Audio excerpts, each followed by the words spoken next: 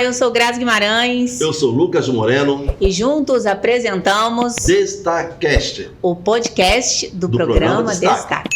E quem está com a gente nesse Destacast de hoje, Lucas, é a Rayane Ribeiro, que é estudante de engenharia, técnica em edificações, empresária, diretora comercial da empresa Reciclar Engenharia. É multi, né? É multi. Que legal. Prazer em recebê-la aqui, Destacast. Rayane.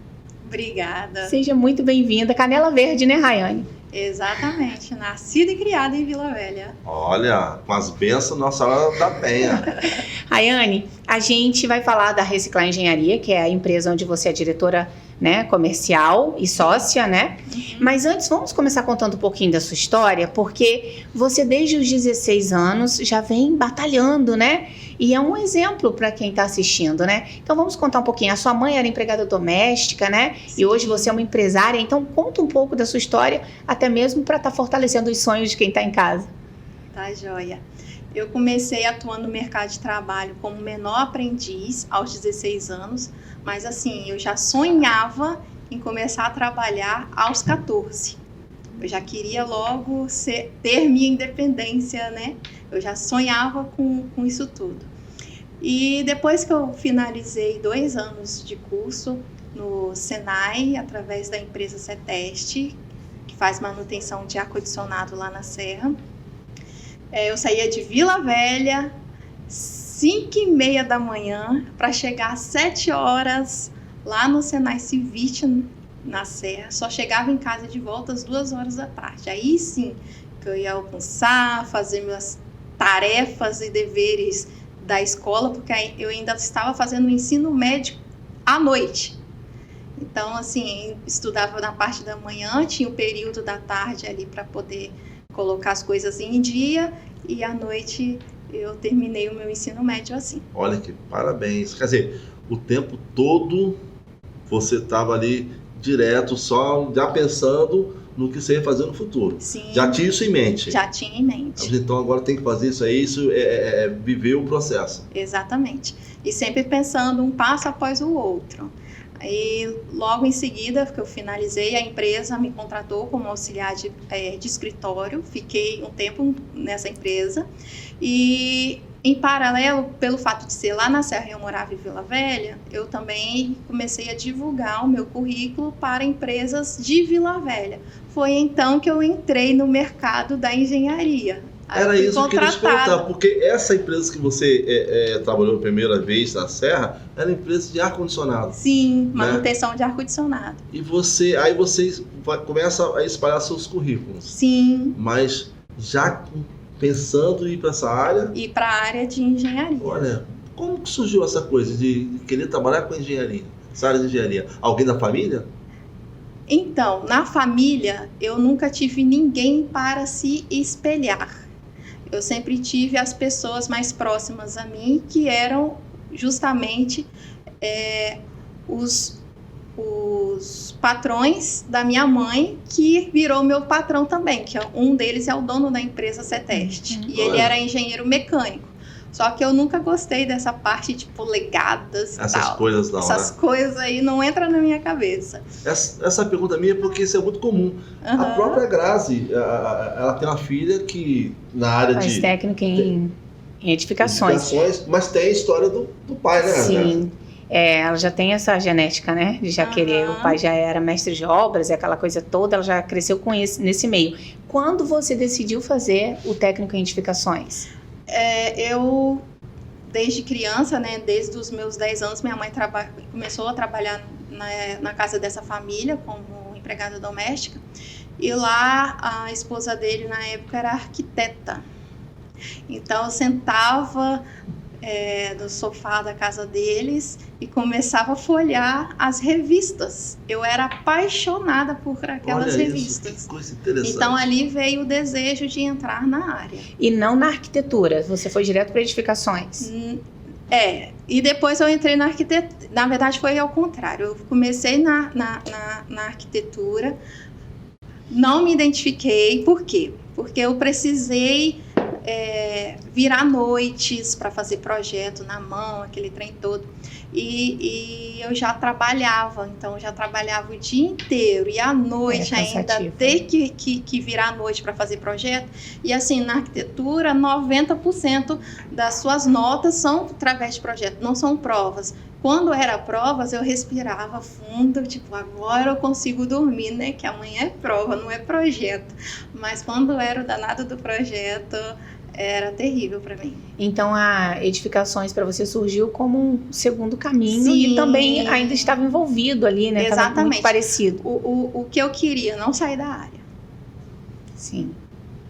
E nos meus períodos também de férias, tanto do trabalho quanto escolar, eu sempre procurei fazer cursos na área, tipo AutoCAD, um Revit, um MS Project. Então, tenho cursos básico, avançado na área. Por quê? Porque sempre gostei muito desse mundo, né? E a gente está falando que você na média de 18, 19 anos? É, isso aí até os meus 24 anos, por aí. E daí em diante você seguiu, né, a carreira, trabalhou na área por um tempo. E, Lucas, eu já falei aqui nos bastidores, ela também é corretora de imóveis. Também então, corretora de imóveis? Ou seja, também. Imóvel, né, tá no sangue. Tá né? no sangue. Depois de uns 6, 7 anos trabalhando atualmente dentro de obra e dentro de escritório de engenharia, eu comecei a ter uma certa curiosidade pela profissão. Por quê? Eu comprei meu primeiro imóvel. Olha... Eu comprei meu primeiro imóvel e nessa experiência que eu tive foi muito boa. E eu falei, é uma das coisas que possivelmente... Vou trabalhar com isso. Eu vou fazer. Nem que seja para tirar curiosidade, né? E quando veio a oportunidade que eu dei uma pausa na engenharia, foi aonde eu saí da arquitetura também ali, estava meio sem saber qual curso eu ia fazer, porque eu não queria sair da área, mas também não me identifiquei. E então eu falei assim, não, vamos fazer TTI, que eles chamam, né? Técnico de Transações Imobiliárias. Então eu falei assim, vou fazer o curso técnico, foi coisa rápida. E prontamente eu comecei a também atuar sem experiência nenhuma, atuar numa equipe interna de uma construtora que na época já tinha 45 anos de mercado aqui no estado. Aí foi o momento em que eu me vi uma vendedora, né, ali ajudando as pessoas e tal, e eu até então... Eu não sabia da minha capacidade até de comunicação. Nem era pensado. Não, eu não tinha... A coisa foi acontecendo. O meu contato com clientes, eu tive poucas experiências.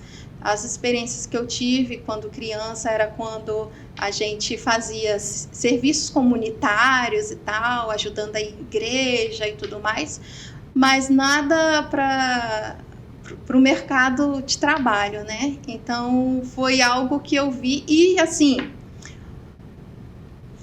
eu fui uma das, dentro da equipe interna, uma das a começar a fazer vídeos caseiros.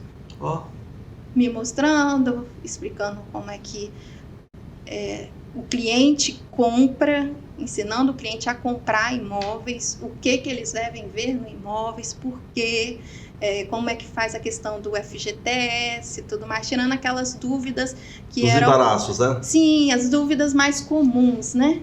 E foi de vento e popa. E a sua experiência na sua atividade, isso te ajudou também na hora de vender?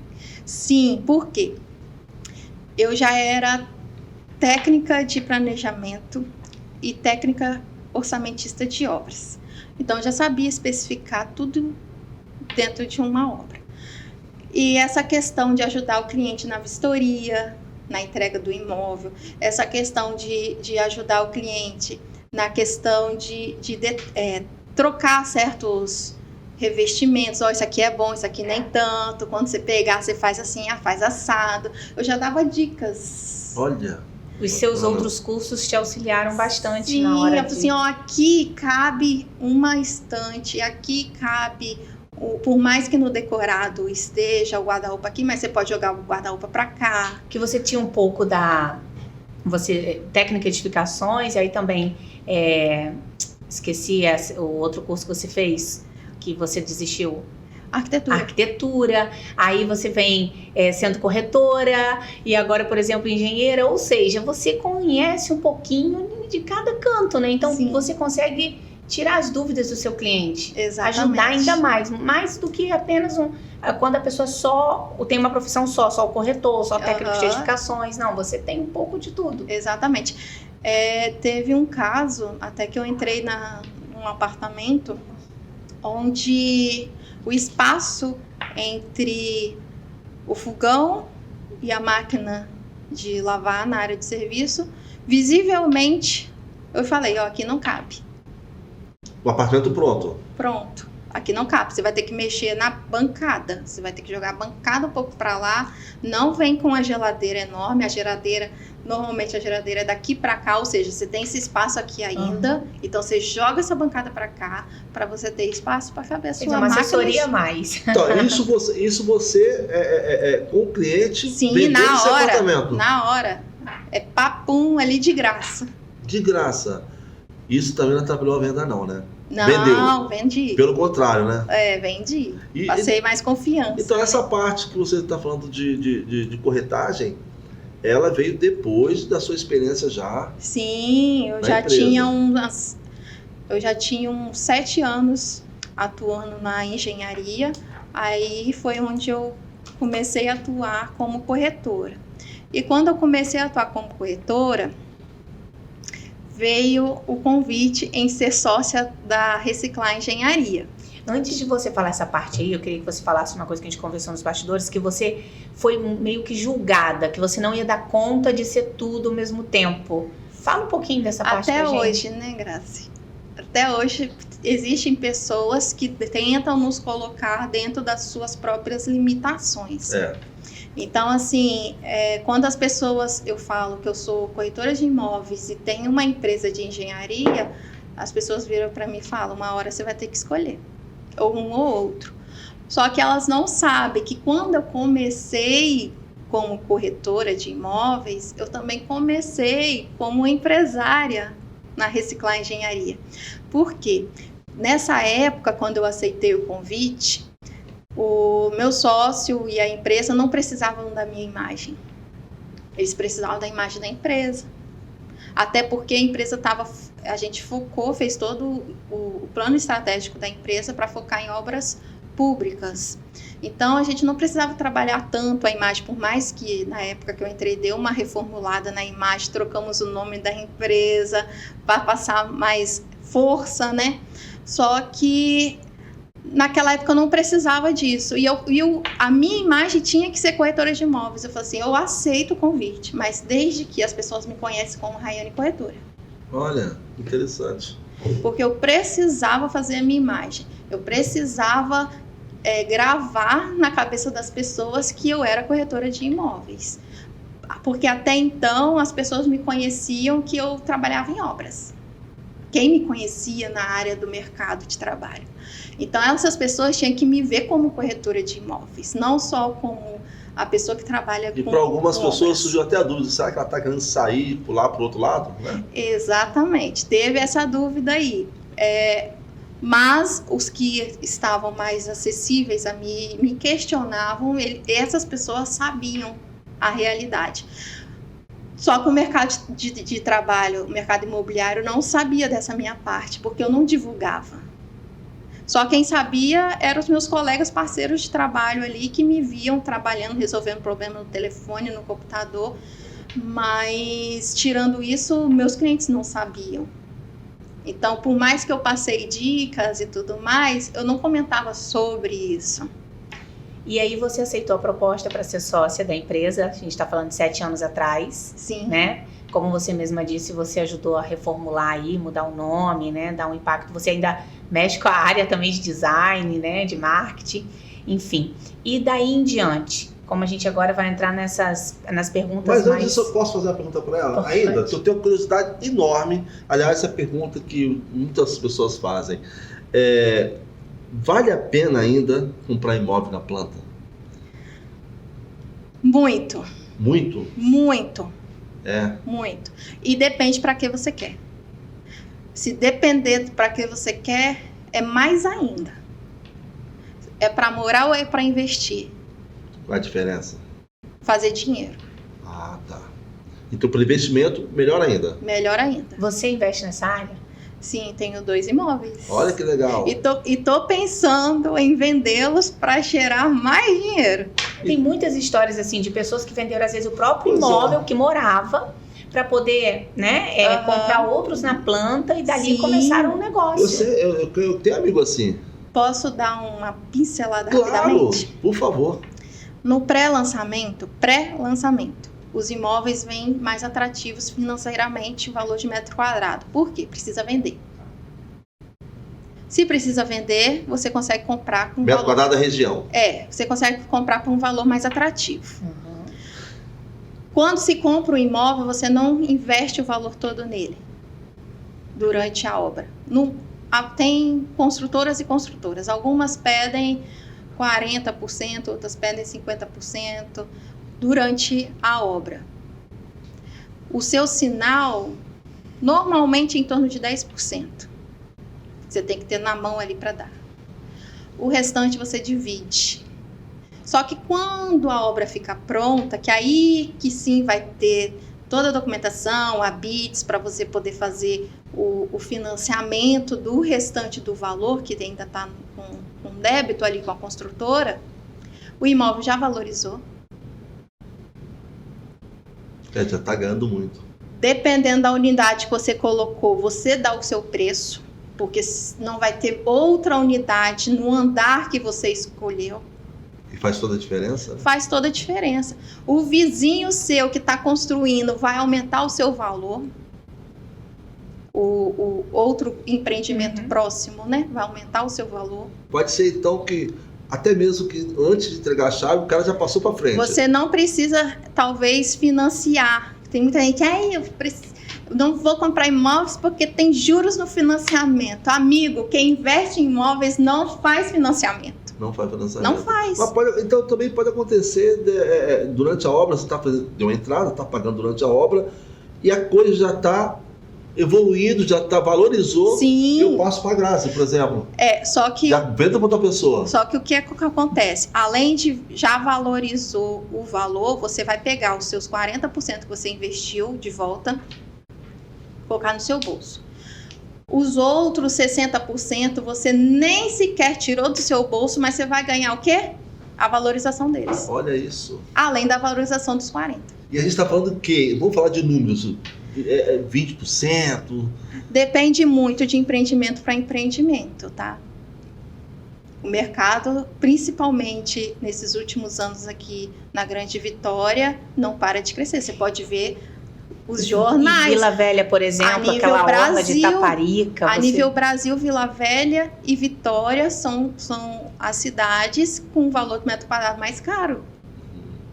E não era assim. Eu acompanhava no início, a gente estava lá no 10º, 18º. Cara, a gente está em primeiro lugar.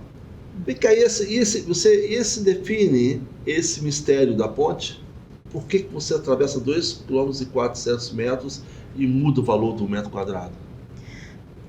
Oferta e demanda. Oferta e demanda? Se tem gente querendo comprar, vai ter gente querendo vender. Talvez eu sempre penso que é porque Vitória, por exemplo, você não tem mais muito onde construir, né? Exatamente. Não tem terrenos vazios. Isso. O que eles estão fazendo agora? Comprando casas.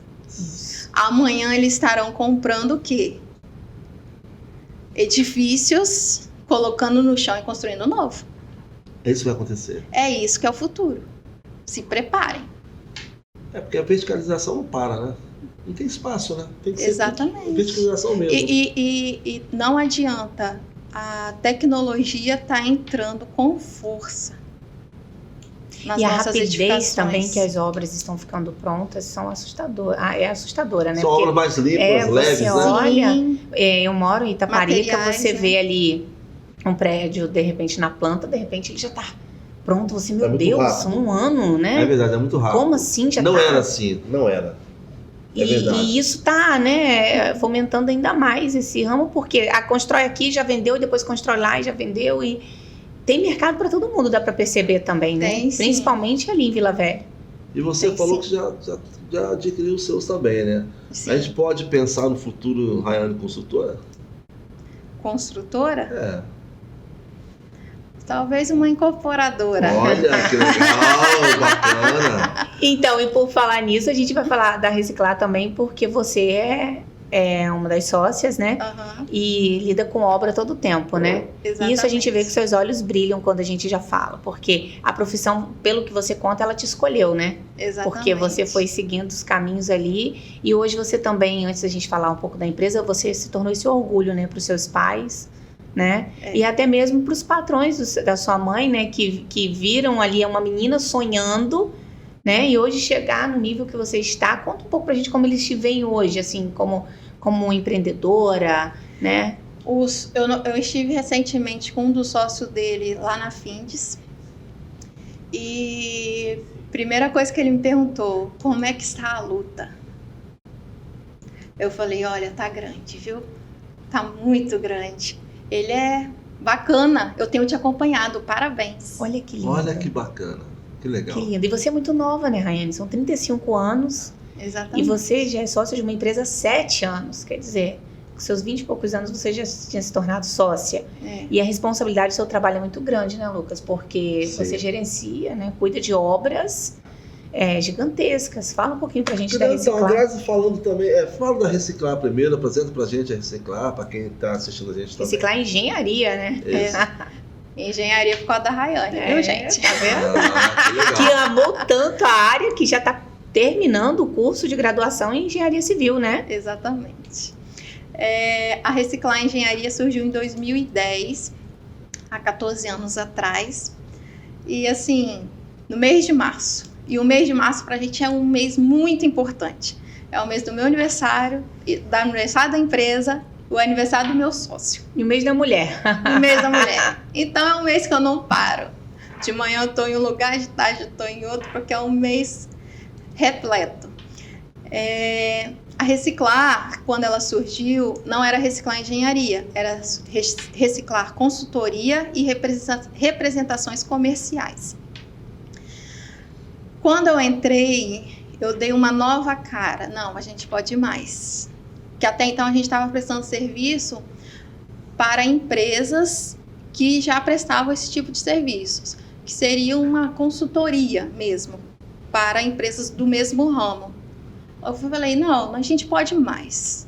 Vamos começar a concorrer com essas empresas? Isso, o espírito de empreendedorismo sempre em você, né? Porque a gente tá Sempre, falando de você com 28 sempre. anos. Por aí.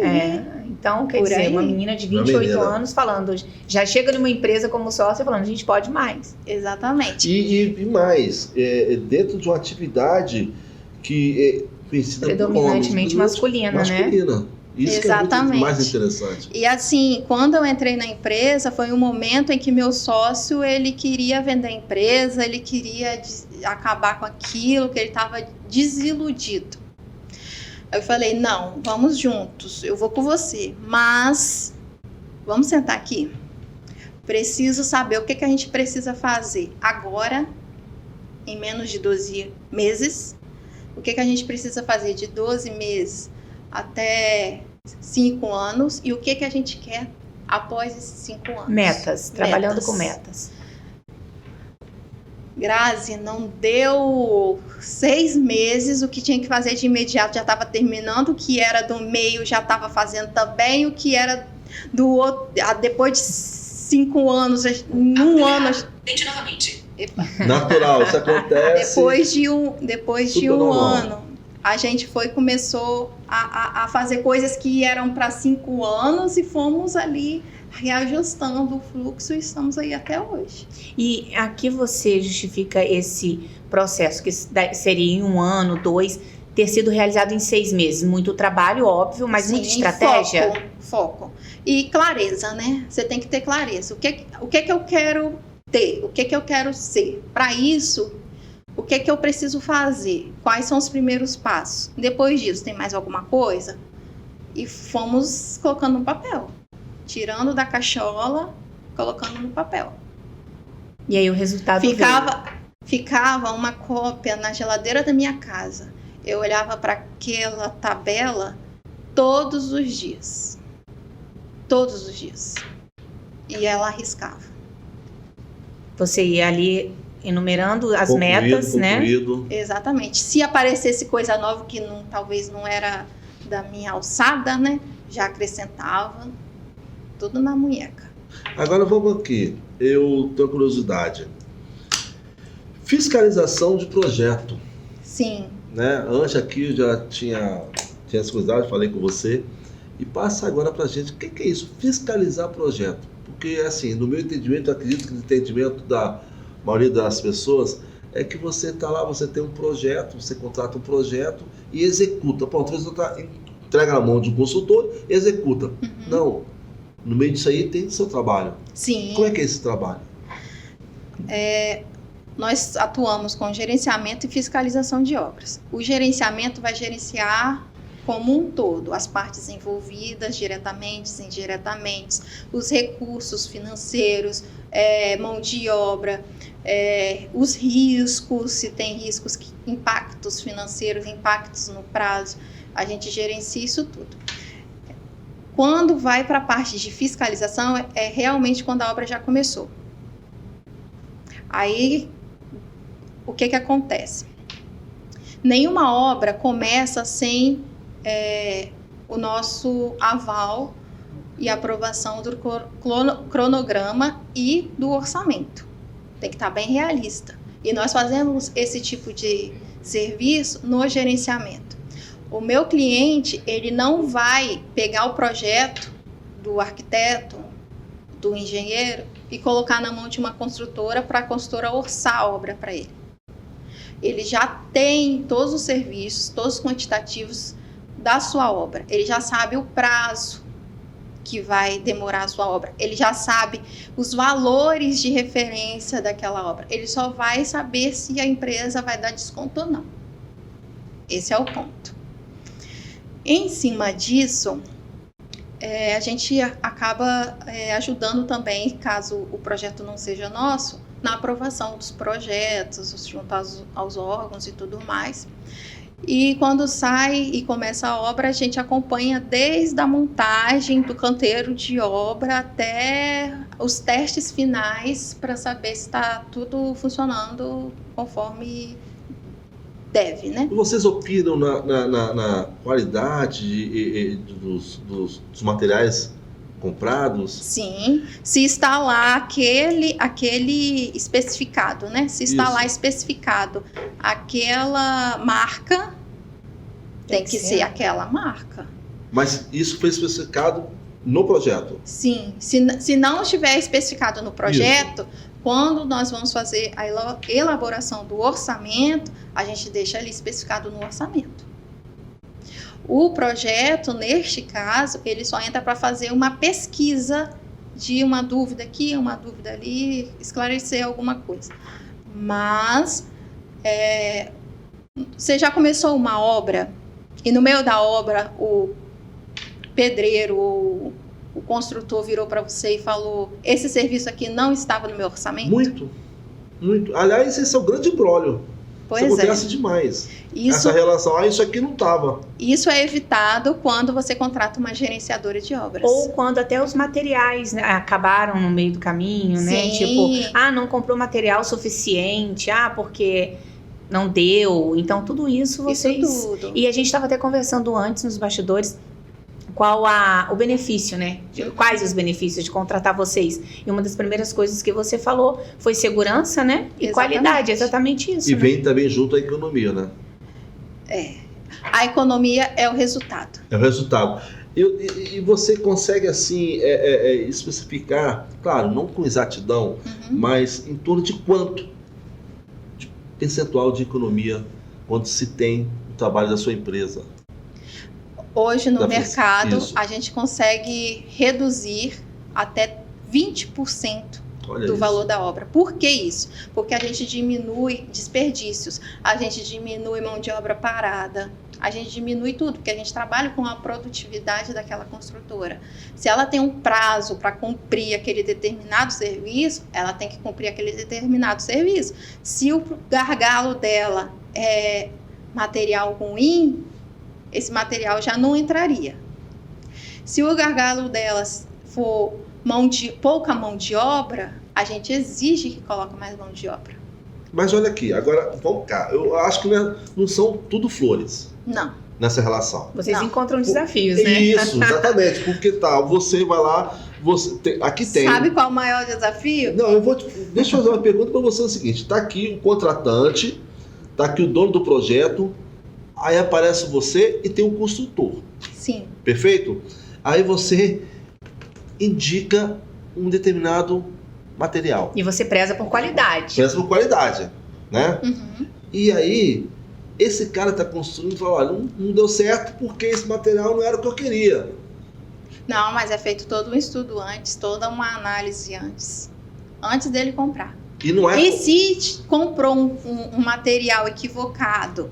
Isso acontece muito em revestimentos. Se comprou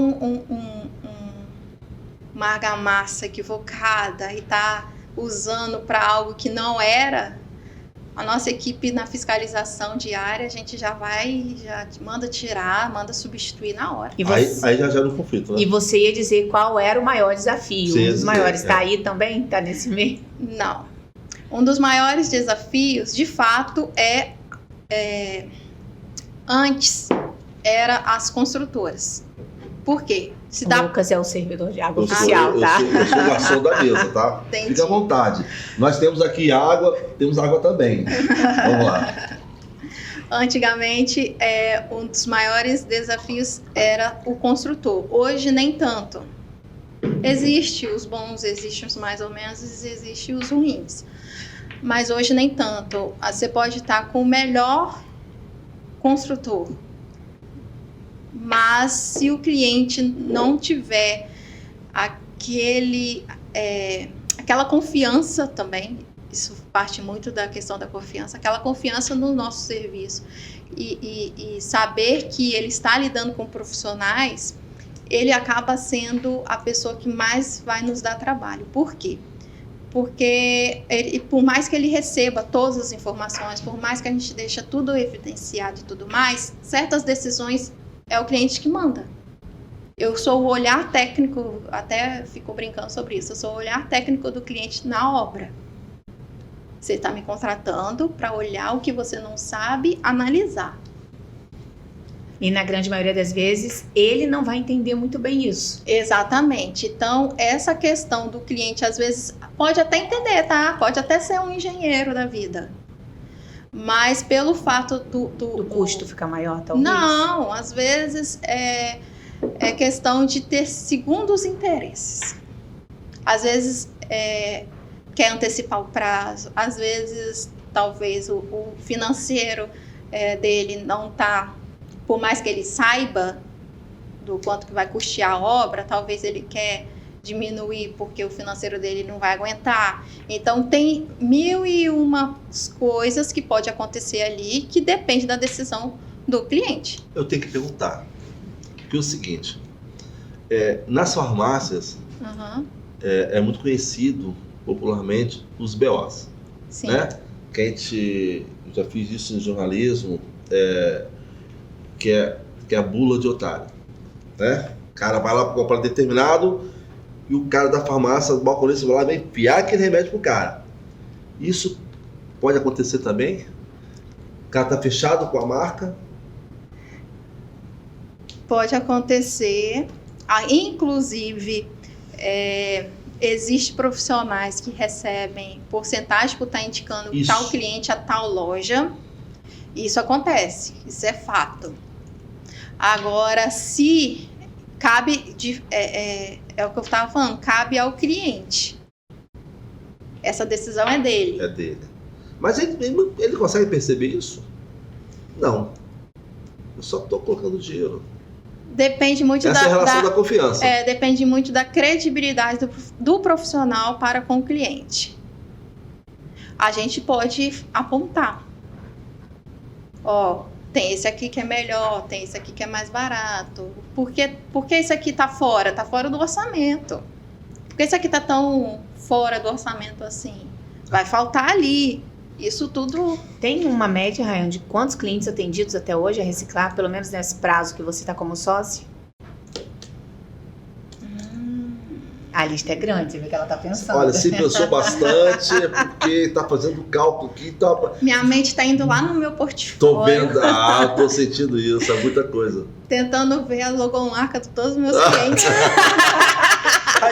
Agora, ontem eu estava gravando lá em Itaparica. Aí olhando ali para aquele mar ali, Itaparica, minha infância muito ali também. E aí eu sou curioso, né? Uhum. O que eu faço mais, a curiosidade eu procuro no Google. E aí ontem eu fiquei pensando, eles estavam fazendo uma fundação lá, eu fiquei imaginando, pensando, será que essa fundação que é feita aqui, porque na areia, terreno arenoso, próximo ao mar, é a mesma que é feita longe? Não. Muda? Muda. Olha que coisa. Muda porque todo... Não vou precisar de recorrer ao Google, porque agora eu tenho a Rayane para me falar isso aqui. Não, e aí, aproveitando para responder a pergunta do Lucas, você responde a minha, porque o Lucas só está turistando em Itaparica, eu moro lá. Entendeu? Então, assim... É que a gente é segura. A gente já ouviu muito, eu como repórter também já até cobri uma vez de uma piscina que caiu, e agora caiu também uma parede lá da cobertura de um prédio na Caiu orla. aqui do lado. Isso, então, essas coisas também, o seu trabalho, ele é muito voltado para fazer com que isso não venha acontecer, né? Exatamente. Porque você fiscaliza exatamente o início daquela obra, né? Existe muito a síndrome de Gabriela. Que isso? Eu nasci assim, eu sempre fiz assim. Eles não olham as atualizações das normas. Eu vou te cortar e te interromper aí para que você responda junto também. A minha filha está fazendo técnica de edificações. E ela fala que todo mundo na sala, né, existe meio que um preconceito. Olha para ela e fala assim, nossa, por que você não fez arquitetura? Técnica de edificações, você vai vai trabalhar na obra com homens. Então é mais ou menos isso, porque às vezes a pessoa ela tá tão, né, cheia do que ela já sabe, né? E eu sempre fiz assim, não vai ser uma menina que saiu da faculdade agora que vai me mandar, que vai... Então você também enfrenta isso, essa síndrome da Gabriela, por exemplo. Sim, tem essa parte aí também. Em todos os locais que eu já trabalhei, que eu já atuei, mais do que 50% são homens. Na reciclagem, engenharia, hoje talvez sim, que saiu algumas mulheres, mas já foi a maioria mulheres. Sério? Seríssimo. Que coisa legal. Elas são mais minuciosas, mais dedicadas, pelo fato de não ter esse tipo de brincadeiras, né? As pessoas na obra as respeitam mais, então assim, elas passam uma visão mais profissional, sabe?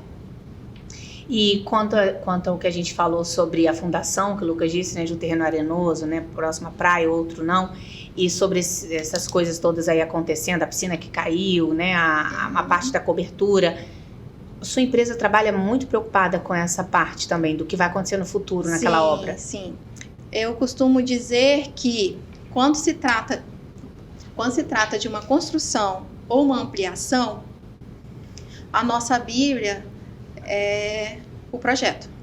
Então, o projeto tem que estar muito bem alinhado. A questão da sondagem é feito um estudo no solo, antes mesmo de fazer os projetos. Então, eu preciso dessas informações antes de fazer os projetos. E quando se já tem uma estrutura, que aí vai vir uma reforma, uma manutenção predial, que nós acompanhamos também, aí não. Aí, por mais que exista o projeto, antes do projeto vem todo o diagnóstico. É o que eu falei com vocês lá na feira. Assim como o médico, antes de passar um tratamento, um remédio, para você fazer, ele não pede vários exames? Vários exames. A edificação está ali. Olha. Ela precisa ser olhada de outra forma, sem ser os nossos olhos nus. É a saúde da obra, né? E uma outra curiosidade, até pegando esse gancho do Lucas aí da saúde da obra, quanto tempo uma obra tem saúde depois de construída? 50 anos? Depende da... Como a gerenciadora de obras, um dos benefícios é prolongar a vida da edificação. Não fala 60 não, porque o meu tem mais de 60 anos o meu prédio. Mas você precisa ter um plano de manutenção. Então, cada coisa, instalações hidrossanitárias, instalações elétricas, precisa ter um plano de manutenção. Cada um tem o seu período ali para você poder fazer as manutenções periódicas. Hoje, o que acontece muito? Manutenções corretivas. Exatamente. A parede está rachando, vai lá, faz uma Não, obra, certo, né? Não é Exatamente, não é a preventiva. Mas, Rayane, antes mesmo de se fazer qualquer coisa, com quanto tempo uma construção ela já começa a vir dar algum sinal, algum problema? Quanto tempo ela fica 100% intacta, bem? Tem algum prazo? Varia muito. Normalmente, uma obra nova tem a sua garantia de 5 anos. Dependendo das... Só 5 anos? Gente, dependendo para a construtora ir lá e fazer todo o trabalho. Quem construiu, vai lá e conserta. 5 anos de garantia. Alguns itens. E tem aí que entra a manutenção periódica. Porque a gente fala muito da construção, né? Mas ninguém fala da saúde pós-construção. Em cima dessa pergunta da Grazi... Aí entra a manutenção predial. Essa obra nasce já com sua data de vencimento? Não. Não? Não, a não ser se você abandonar ela, né, meu bem? Ah, sim. Então é que você vem falando da manutenção. Porque a gente tem prédios aí, por exemplo, no Rio, Copacabana, de 100 e poucos anos. Sim, então, se você abandonar ela, uma hora ela vai cair, porque vai vir infiltração, vai vir as rachaduras, vai vir aquele monte de coisa. E essa manutenção que você fala em tudo, desde a parte estrutural lá embaixo? Não. A manutenção é tudo. As redes, instalações, o que acontece muito? Ao passar dos anos, na nossa casa, aumenta o consumo de energia. Por quê? Vários novos aparelhos, tecnologia, a internet então, meu Deus do céu. Vai conectando várias coisas ali e tal. Só que aconteceu um caso parecido lá na casa da minha avó. A internet que eu contratei era X megabytes. Aí eu fui pedir não tá chegando isso, tá chegando bem menos do que isso. Aí o cara da internet falou, também, né, Rayane? Tô vendo aqui, ó, tem quase 20 aparelhos. Pra que isso tudo? Eu falei assim, meu filho, é a lâmpada, é a TV, é o aparelhinho a câmera. Então, não é só o computador, televisão e celular. Tem os conectores, né, de energia, tem várias coisas que hoje conectam a Alexa. Sim. Então, minha avó tá acamada, a gente precisa... Já pensou toda hora eu ficar acendendo e apagando a lâmpada do quarto dela? Não dá.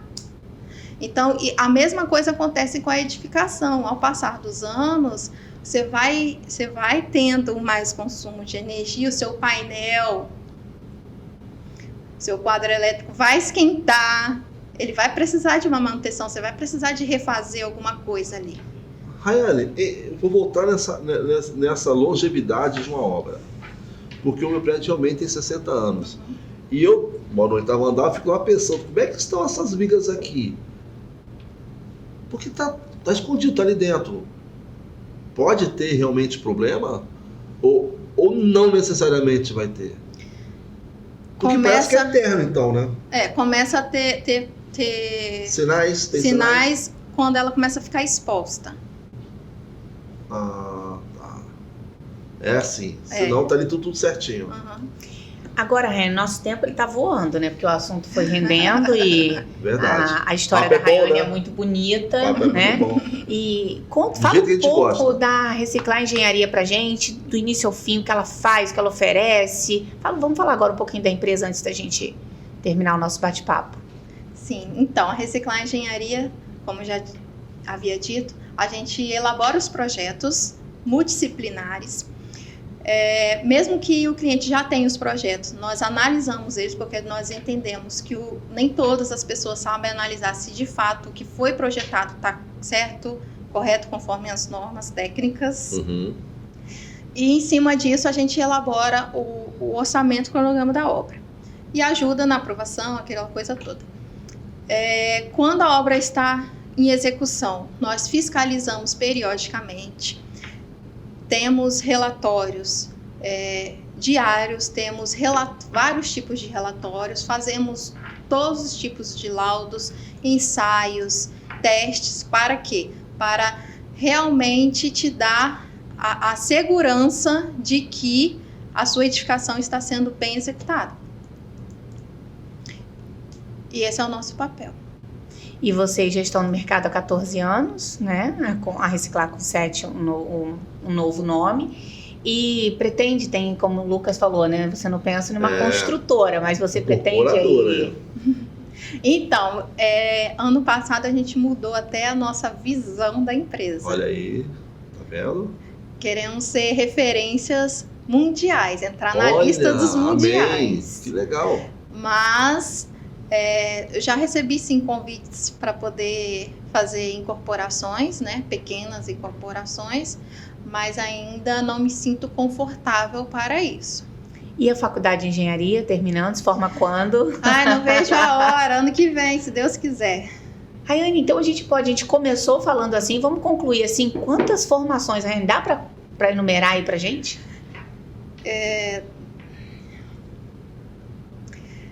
Técnica de edificações, estudante em engenharia civil, corretora de imóveis, técnica de segurança do trabalho. Essa vocês não sabiam, né, Graça? Não. Segurança do trabalho.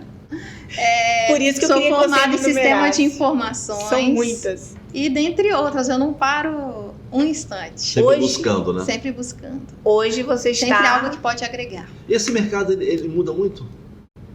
Evolução? Não que muda, mas eu entendo que eu me identifico, igual eu te falei, eu identifico com algumas coisas e quero me aprofundar.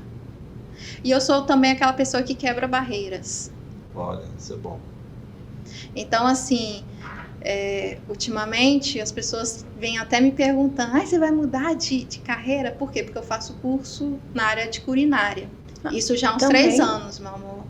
Já fiz cozinheiro profissional, chefe mix, estou terminando padeiro, já vou fazer gastronomia e confeitaria. Eu queria que ela enumerasse, não dava. Não dá para numerar. Gente, e assim, é multi. Essa questão da culinária é uma questão que eu precisava ter mais familiaridade.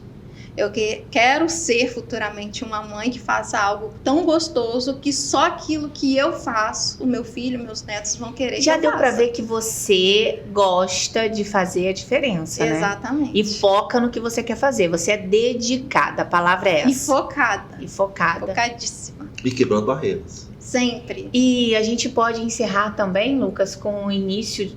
Encerrar da mesma forma que a gente começou, quando ela disse que falou comigo nos bastidores, também abriu falando que ela sempre foi um pouco julgada sobre isso, porque as pessoas querem nos colocar dentro das limitações delas. Né? Exatamente. Se eu não consigo ser engenheira, técnica de edificações, chefe de cozinha, você também não pode conseguir. O outro também não vai conseguir. Até porque você tem que escolher alguma coisa, né? Você tem que escolher um caminho e você escolheu vários. Escolhi vários. Eu gosto de falar com propriedade. Como eu vou falar com propriedade de uma coisa se eu não sei nada sobre aquilo? E deixa uma motivação, uma frase, alguma coisa para quem tá em casa que também fala, poxa, eu gosto de enfermagem. A gente até entrevistou, né, um cliente, um parceiro nosso no programa, que é enfermeiro, mas que também é dono de empresa, né, de lojas, enfim. Gente, eu quero ser enfermeiro, mas eu quero ser empresário, eu quero estar na comunicação, mas eu também gosto de matemática.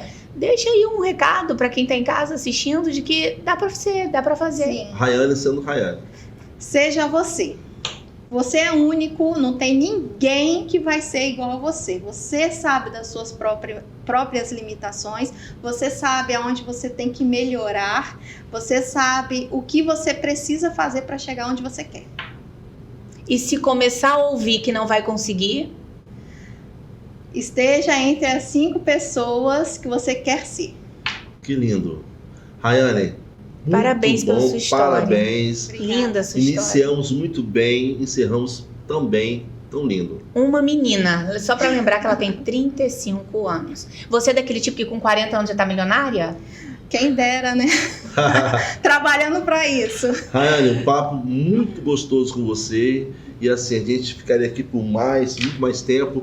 Mas deixa esse tempo para uma próxima. Com certeza vai voltar para a gente contar muito mais sobre Rayane e seus empreendimentos. Exatamente. Lembrando que o Destacast é o podcast do programa Destaque. Então a história da Rayane merece destaque até no próprio programa.